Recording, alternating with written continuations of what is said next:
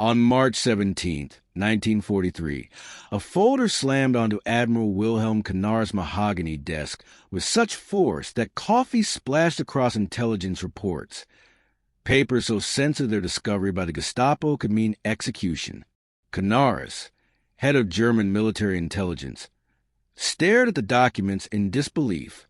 Through tall windows, he could see the Landwehr Canal, where Rosa Luxemburg's body had been dumped decades earlier. Now, he held evidence that threatened not only Nazi propaganda, but the entire foundation of Germany's war strategy. Reports from agents in Mexico City, based on intercepted communications, claimed that the Ford Motor Company's Willow Run plant in Michigan was producing one B-24 Liberator bomber every hour. It was an astounding claim. Each B-24 bomber required 1.5 million individual parts, over 450,000 rivets, and more than 30,000 components. And yet, the Americans were rolling out these 18-ton machines faster than Germany could produce a single military vehicle. Major Friedrich Wilhelm Heinz had triple-checked the numbers. Still, Cunard hesitated. What he held in his hands wasn't just hard to believe. It was catastrophic if true. Neither he nor Heinz could yet know this moment would mark the beginning of the most consequential intelligence failure of the war, Germany's refusal to accept the reality of American industrial might. German disbelief wasn't new. In 1941, Luftwaffe General Karl Kohler had already reported similar figures to Hermann Göring. Military attaché General Friedrich von Boeticher in Washington had observed that American aircraft production was nearing 2,000 units per month. Göring laughed at the idea, claiming Americans were only capable of making refrigerators and razor blades, not sophisticated war machines. At a meeting with Hitler shortly after Pearl Harbor, Göring dismissed the threat entirely, saying that American democracy made them weak, that racial mixing made them inefficient, and that Jewish influence corrupted everything they built. The Nazi worldview left no room for an enemy whose strength came from diversity and democracy. But by early 1943, German intelligence was overwhelmed by consistent reports from across the Americas, all pointing to the same conclusion. Willow Run was real, and it was operating at a scale never seen before.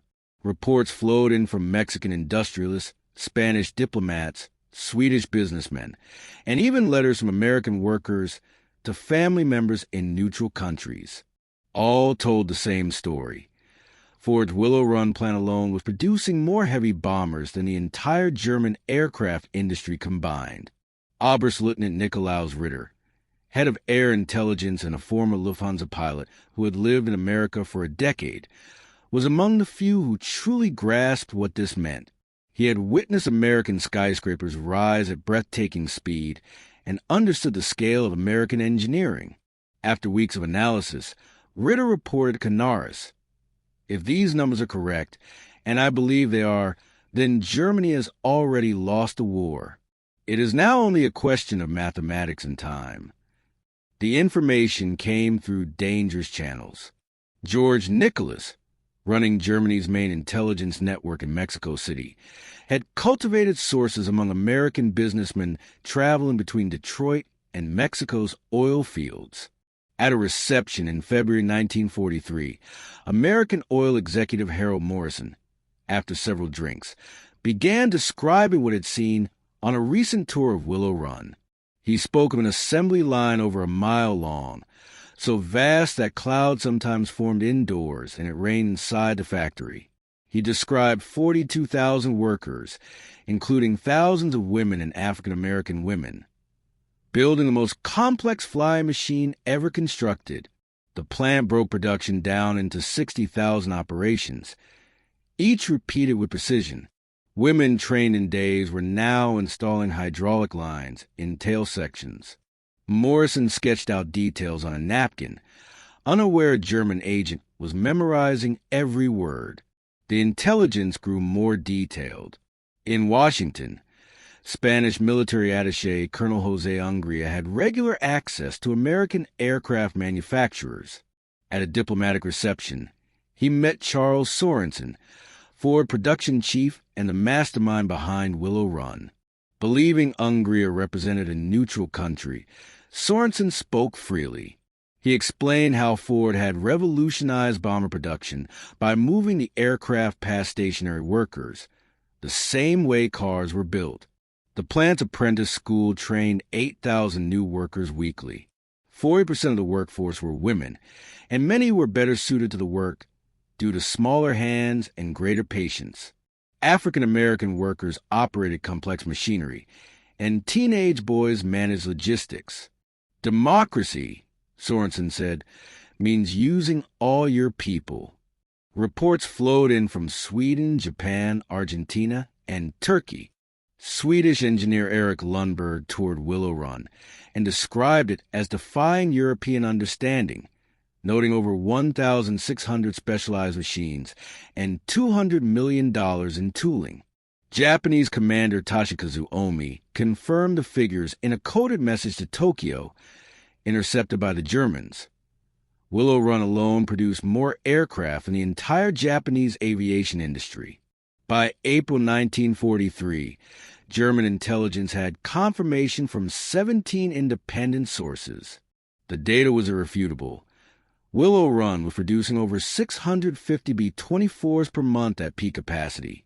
The entire USB 24 output was exceeding 1,400 per month. In desperation, Canards authorized Operation Pastorius, dispatching saboteurs to the U.S. to verify the data firsthand. One of them, George John Dash, landed on Long Island in June 1942. But instead of sabotaging targets, he surrendered to the FBI within days. During interrogation, Dash revealed that even Canards himself didn't believe the Americans' numbers. Berlin demanded photographic proof. Dash told the captors, "I lived here. I've seen your factories. I tried to tell them that if Ford could build a car every minute before the war, they could build a bomber every hour during it. They call me a defeatist." On Hitler's 54th birthday in April 1943, Canards personally brought the intelligence to Göring at his estate. He presented documents, photographs, shipping manifests, everything. Göring scoffed. "These are wooden mock-ups," he said. "American propaganda." Even when presented with proof of aluminum shipments that exceeded all German production, Göring asked mockingly, "Are they getting it from their Negro workers?" Hitler himself remained unconvinced, declaring it impossible that such production could be real. Even a quarter of the figures, he said, were absurd. Yet Canards had obtained film footage from inside Willow Run. It showed bombers in every stage of assembly, men and women of all backgrounds working with astonishing precision. A clock visible in several shots confirmed the timing. Canards and his deputy Hans Oster watched in silence. Oster whispered, "My God, it's true." Canards burned the film. "We cannot show this. They would accuse us of faking it, or worse, betray us as traitors." By November 1943, German intelligence obtained aerial photos taken by a Spanish diplomat. Analysts confirmed everything. Parking lots for 12,000 cars indicating round-the-clock shifts, 47 bombers ready for deployment, and dozens of rail cars delivering materials. The recommendation: immediate strategic reassessment. Göring dismissed the photos as clever American photographic manipulation. Albert Speer, Hitler's Minister for Armaments, quietly obtained this intelligence.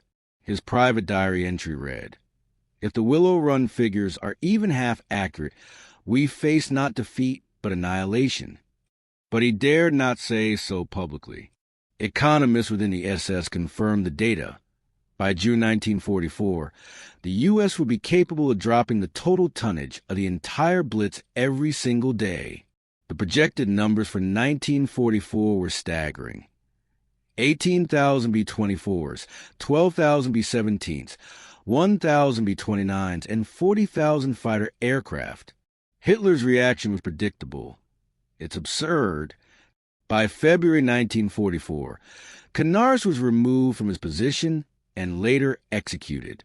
His replacement, Walter Schellenberg, was loyal to the party line. The truth became politically untouchable. But truth has a way of arriving whether welcome or not. On February 20th, 1944, the U.S. launched Big Week, a 6-day aerial assault that dropped more bombs than the Luftwaffe had delivered during the entire Blitz. On D-Day, June 6th, over 11,000 Allied aircraft darkened the skies over France. Germany could field fewer than 300 fighters. Their worst fears had come true. By April 1944, Willow Run hit its peak. In 468 hours of production, the factory produced 453 aircraft, nearly one every hour. The plant employed over 42,000 workers. 26% were women, 9% were African American, and 3% were disabled. To Nazi ideology, such a workforce should have failed. Instead, it outproduced the master race by a factor of 3. Germany hadn't failed due to lack of intelligence, but due to refusal to believe it. At Nuremberg, former officers admitted they knew the truth by early 1943. Hans Berengsevius wrote, "The tragedy wasn't lack of intelligence. It was that our leadership refused to believe it because it contradicted their ideology. Canaris, Oster, and others paid with their lives. But the numbers told the story. 18,188 B-24s produced, 8,685 at Willow Run. The U.S. produced over 330,000 military aircraft, more than 3 times Germany's total, all while fighting a global war on 2 fronts. After the war, when asked why the Nazis didn't believe the data, Albert Speer answered simply, to accept that Ford could produce a bomber every hour was to accept that our entire worldview was wrong. In 1985, at the dedication of the Yankee Air Museum, former Riveter Roswell Monroe, the real-life Rosie the Riveter, met a former Luftwaffe pilot. He asked how America built so many so fast. She smiled and said, "Honey, we just want to work every day and did our job." In the final days of the Reich, as bombs rained from planes built by ordinary Americans, the last German intelligence report about Willow Run was discovered. Dated April 20th, 1945, Hitler's last birthday, it read, "We reported this truth 2 years ago. We were not believed. Germany dies not from lack of intelligence, but from lack of wisdom. In the end, it wasn't espionage that failed. It was ideology. The Third Reich wasn't defeated only by bombs or bullets, but by its own refusal to believe that a democracy, powered by free people of every race and gender, could outthink, outwork, and outbuild them, and that, more than any weapon, sealed their fate.